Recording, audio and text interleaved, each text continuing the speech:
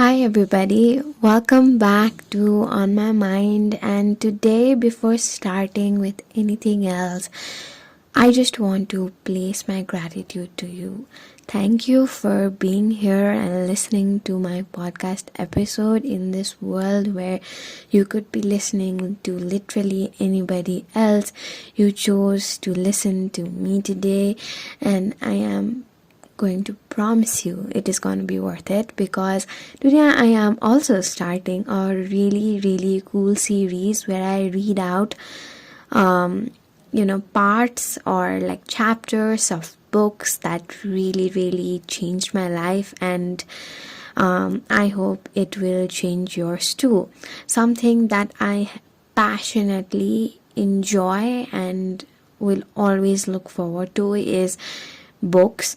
And although I share a lot of fictional books and what they are doing to me and all of that on the internet, I also do read self-help books, and this is not in any form those self-healing and stuff like this, but always being more aware and knowing your behavior, your patterns through the realization of someone else's words is really powerful, and I do believe in it. So today let's just start with one of the most amazing books I have ever read, and that is 101 Essays That Will Change the Way You Think.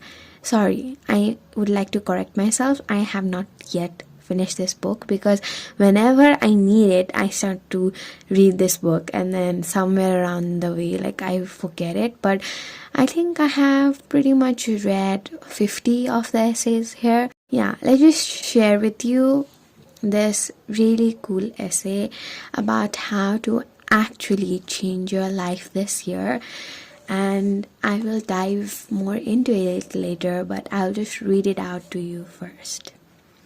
People want to change their lives. They want to change their relationships, their bodies, their income, their brokerage accounts, their statuses, their homes. It's so easy to identify what's wrong on the outside and blame it for the feelings on the inside.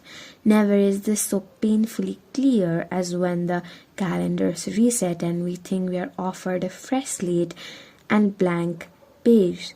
It's easy to think a different year is a different life away, but we carry ourselves, our baggage, our energies, and our hang-ups and insecurities and hopes and mindsets into that glimmering, hopeful, fresh start, blank page, new life. Our resolutions don't stick because you can't change the outside and expect a different inside. People want to change their lives. They want to change other people's lives too. They want to change the injustices they see. They want to change the whole damn world. But they do not want to change themselves. Not their image, not their appearance, not their worldly success, themselves. Which is, as it turns out, the only thing they can change, the only thing that must change first. We walk around with the crippling false idea that we must adjust how things are, as opposed to adjusting how we are and how we see them. This world might as well be a damn hall of mirrors, rather than trying to break them all to distort and rearrange how you see the image. You have to let go of the idea that your image is all that exists. The things that torture us and the negative patterns that follow us, and the reason we have to keep making the same resolutions year after year, is that we are not making the shift. We are trying to shift other things. And the most hilariously, wonderfully, sadly unknown part of this is that when you do so, you end up with what you set out to achieve in the first place: the love and the contentment and success. Only this time your worth doesn't depend on it. You aren't a failure if you lose it one day. This all stems from self. So here is what you need to know. Whenever there is a problem in your life, there is a problem with how you're thinking, reacting, or responding. Whatever you feel you are not receiving is a direct reflection of what you are not giving. Whatever you are angered by is what you aren't willing to see in yourself. So where you feel you are lacking, you must give. Where there is tension, you must unpack. If you want more recognition, recognize others. If you want love, be more loving. Give exactly what you want to get. If you want to let go of something, build something new. If you don't understand, ask. If you don't like something, say so. If you want to change, start small. If you want something, ask for it. If you love someone, tell them.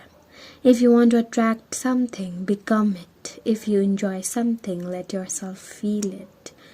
If you do anything compulsively, ask yourself why. Stop trying to curb your spending or change your diet or avoid that one person or lash out at innocent people you love. Look for the cause of the feeling, not just the feeling itself, and you'll fix the problem for good. If you miss somebody, call them. It is silly to suffer in silence. It is noble and humbling to tell someone that they matter to you, regardless of whether or not you matter to them. If your life is missing something you cannot place back into, restructure. You will get nowhere dismantling the pieces with nothing to take their place. You will end up reassembling the old parts of your life you are trying to do away with. Step away and build anew. Anything new. You cannot expect to carry on with the same life you had without someone and not have that gaping hole torturing you. Give yourself permission to build something beautiful, something true. If you want to be understood, explain. There is nothing we need more than people who are willing to kindly, gently, wholly, patiently explain to others.